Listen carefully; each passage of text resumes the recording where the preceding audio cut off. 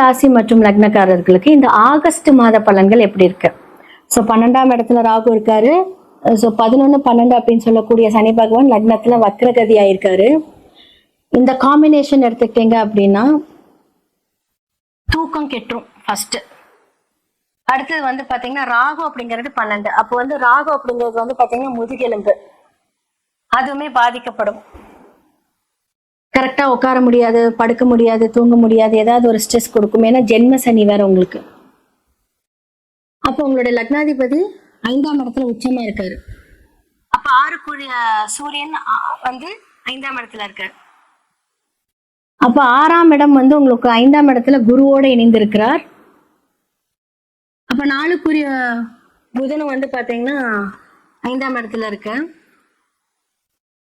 So உங்களுடைய 3, 8 அப்படின்னு சொல்லக்கூடிய சுக்கிரன் வந்து உங்களுடைய 7ஆம் இடத்துல போய் நீசமாயிட்டாரு. இந்த காம்பினேஷன் வந்து பாத்தீங்க அப்படின்னா இந்த மாதம் தேவையில்லாத வீண் விரயங்களை கொடுக்கும். மன ரீதியான ஒரு போராட்டத்தை மீனத்துக்கு கொடுக்கும். ஓகே, 5ஆம் இடத்துல குரு இருக்கே, பார்வை செலுத்துகிறாரே அப்படின்னா அந்த பாவங்கள் எல்லாம் ஓகே. ஆனா லக்னாதிபதி உச்சமாக இருந்தாலும் 6 அப்படின்னு சொல்லக்கூடிய சூரியன் குரு இணைவு இருக்கும் போது குரு என்ன ஆவாரு? சூரியன் ரொம்ப பவர் இல்ல, சூடு தாங்க மாட்டார்ல. இப்ப என்ன ஆகும் அப்படின்னா ஏதாவது ஒரு எதிர்ப்புகள் பிளான் பண்ணிட்டு பண்ணுங்க, எதுவா இருந்தாலும். அவ்வளவுதான் நான் சொல்லுவேன். அப்போ இந்த ஆகஸ்ட் செப்டம்பர் மிட்டு வரைக்கும் கொஞ்சம் ஜாக்கிரதையா இருங்க. புது பிளான்ஸ் எதுவுமே வேண்டான்னு சொல்றேன். அவ்வளவுதான். அதுக்கப்புறம் மாறிடுவாரு. அப்புறம் ஆக்சுவல் குரு எங்கும் நினைச்சு பார்த்துக்கோங்க. இந்த காம்பினேஷன்ஸ் எல்லாமே எடுத்துக்கோங்க. நம்ம நாட்டுல பெருசா ஒரு விஷயங்கள் நடக்குது அப்படின்னா நமக்கு அதோட பாதிப்புகள் நமக்கு சொந்த வாழ்க்கையில் நடக்கும். இப்ப நீங்க வேலைக்கு போறீங்க அப்படின்னா மேனேஜ்மெண்ட் மூலியமாக, அதாவது உங்களுடைய மேனேஜர்ஸ் மூலியமாக உங்களுக்கு சில ப்ராப்ளம்ஸ் வரும். மறைமுக எதிரிகள் யாரா இருப்பாங்கன்னா அவங்கதான். அப்ப 6ஆம் இடத்துக்குரிய சூரியன் 5ஆம் இடத்துல புதன் குருவோட உட்காரும் போது இவங்க எல்லாருமே வந்து பாதிக்கப்படுவாங்க. ஒரு 17 days, அதாவது டேட் நம்ம 17th வரைக்கும் அப்படிதான் இருக்கு. அதுக்கப்புறம் வந்து கொஞ்சம் ஓகே. அப்ப வந்து புதன் யாரு? ஃபர்ஸ்ட் ஆஃப் ஆல் காலபுருஷனுக்கு 3, 6 இல்லையா? அவர் வந்து 5ஆம் இடத்துல உட்காந்துருக்காரு. அப்போ வந்து என்ன ஆகும் அப்படின்னா 6 அப்படின்னு சொல்லக்கூடியது வயிறு சம்பந்தப்பட்ட பிரச்சனையும் உங்களுக்கு இருக்கும். தேவையில்லாத கேஸ்ட்ரிக் ப்ராப்ளம்ஸ், அது மாதிரி நான் சொல்றேன். ஸோ இந்த மாதிரியான ஹெல்த் இஷ்யூஸ் உங்களுக்கு ஜென்ம சனியா இருக்கும்போது இதெல்லாமே அஃபெக்ட் ஆகும்.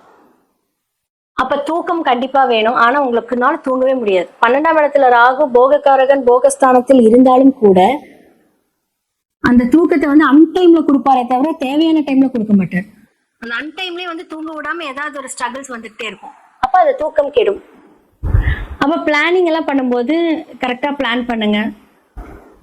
முடிஞ்ச அளவுக்கு வந்து பாத்தீங்க அப்படின்னா வயதானவர்களுக்கு செருப்பு வாங்கி கொடுங்க, கொஞ்சம் தூக்கம் வர ஆரம்பிக்கும். சின்ன சின்ன வாழ்வியல் பரிகாரங்கள் மூலியமாக நம்மளுடைய செயல்பாடுகளை மாத்திக்கலாம். ஆன்மீக ட்ரிப் இந்த மாதத்துல போலாமான்னு கேட்டா வேண்டாம். ஏன்னா வந்து உங்களுடைய 6ஆம் அதிபதி கூட புதனும் இருக்காரு. ஸோ டிராவலிங் எல்லாம் வேணுமான்னு கேட்டா தேவையில்லை. அப்போ உங்களுடைய லக்னத்துல இருந்து 4ஆம் வீட்டுல செவ்வாய் இருக்காரு. செவ்வாய் யாரு உங்களுக்கு? உங்களுடைய லக்னத்துக்கு 2. அப்ப 2ஆம் இடம் அப்படின்னு சொல்லக்கூடியவர் வந்து பாத்தீங்கன்னா 4ஆம் இடத்துல இருக்காரு. புதன் வந்து பாத்தீங்கன்னா 5ஆம் இடத்துல இருக்கு. அப்ப குடும்பத்துக்காக சில விஷயங்கள் வந்து பிளான் பண்ணுவீங்க. சூரியன் மாற வரைக்கும் வெயிட் பண்ணுங்க. அது வரைக்கும் எதுவும் நீங்க ட்ரை பண்ணிடாதீங்க, அது பிரச்சனையில போய் முடியும். சின்ன சின்ன விஷயங்கள் தான். ஒவ்வொரு பிளானட் நமக்கு யாரு, நமக்கு சுய ஜாதகத்துல அவங்க என்ன சாரம் வாங்கியிருக்காங்கன்னு பார்த்துட்டு இன்னும் ரிலேட்டடா நீங்க பண்ணீங்கன்னா நல்லா இருக்கும். என்னைக்குமே வந்து மீன லக்னக்காரர்கள், மீனராசிக்காரங்க கொஞ்சம் ரொம்ப நல்லவங்க. ஏதாவது வந்து ஏன்னா காலபுருஷனுக்கு 12ஆம் இடம். அப்ப வந்து என்னன்னா அவங்க இதுக்கு சொல்லுவாங்க என்னன்னா மீனத்தை வந்து கழுவுற மீன்ல நழுவுற மீனுன்னு சொல்லுவாங்க.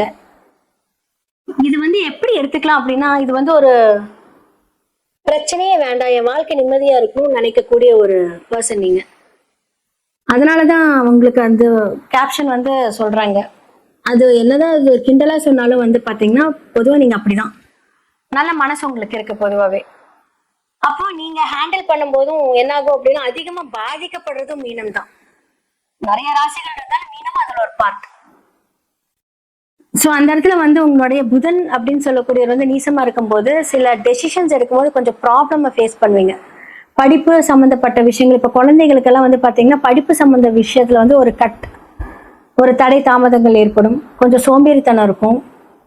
ஸோ நீங்க பெண்களா இருக்கீங்க அப்படின்னா திருமணம் அப்படின்னு சொல்லக்கூடிய விஷயங்கள் 4ஆம் இடத்துல இருக்கும்போது உங்களுடைய லவ், உங்களுடைய மேரேஜ் வாழ்க்கை, இல்லை நீங்க மேரேஜ் பண்ணிக்க போறேன்னு சொல்லி வீட்டில் சொல்றீங்க அப்படின்னா இந்த சொல்லுங்க. ஆனா வந்து ரொம்ப ரொம்ப வந்து பிரச்சனை எல்லாம் வந்துச்சுன்னா அமைதியாயிக்கோங்க. ஏன்னா ஒரு தடை தாமதத்தோட தான் இது நடக்கும். ஸோ படிப்பில் கவனம் செலுத்துங்க. ஹார்ட் ஒர்க் பண்ணீங்கன்னா சனி பகவான் உங்களுக்கு எல்லாமே நல்லது பண்ணிடுவாரு. எவ்வளோக்கு எவ்வளோ உடல் உழைப்பு.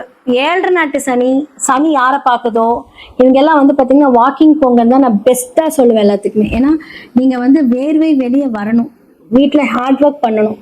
எவ்வளோக்கு எவ்வளோ வேர்வை வெளியே கொண்டுட்டு வரீங்களோ கண்டிப்பாக உங்களோட பிரச்சனை எல்லாமே சரியாயிடும். இதுதான் பெஸ்ட் பரிகாரமே.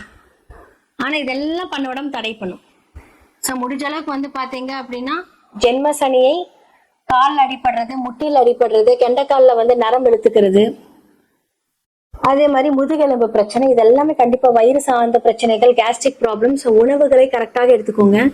இதெல்லாமே கரெக்டாக பண்ணுங்க. நீர் சம்பந்தப்பட்ட பிரச்சனைகள் உங்களுக்கு கொண்டுட்டு வரும்.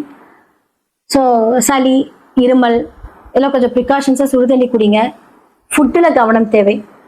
மீனராசிக்காரர்களுக்கு இந்த காலகட்டத்தில் இந்த மாதிரியான விஷயங்களை நீங்கள் பாதுகாப்பாக கொண்டுட்டு போனீங்க அப்படின்னா ரொம்ப நல்லா இருக்கும்.